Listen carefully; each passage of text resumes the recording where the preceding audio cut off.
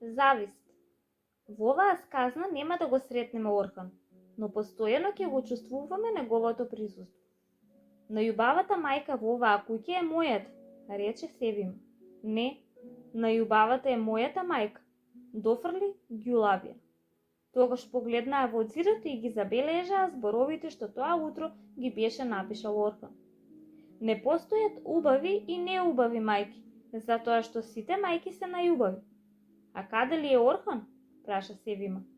Појде да купува карамфили, рече Ѓулбина. Зашто? Бидејќи денес е празник на мајките, ќе купи 36 карамфили. Зошто? Зашто во куќата има 36 мајки. Во куќата навистина имаше 36 семејства, но само 35 мајки. Пред 3 месеци Ѓунеровата мајка прво ја однесоа во болница, а оттаму на гробиште. Орхан сакаше на секоја мајка од куќата да ја подари по еден карамфил. Штом знаеме дека Ѓунер е без мајка, тогаш излегува дека Орхан на својата мајка ќе ја подари 2 карамфила, рече Севим. Не, остро одговори Ѓулбина. Орхан е добро дете и сигурно едниот карамфил ќе го остави на гробот на Ѓулнеровата мајка. Ти пак не дозволуваш да се зборува против него. Се разбира. А зошто? Тоа е моја работа.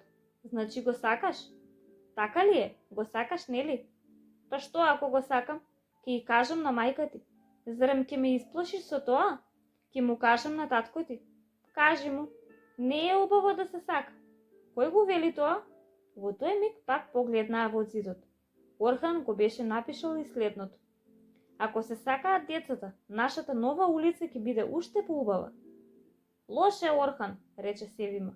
Не, рече Ѓулбина. Орхан е добар со добро срце. Но многу е завидлив.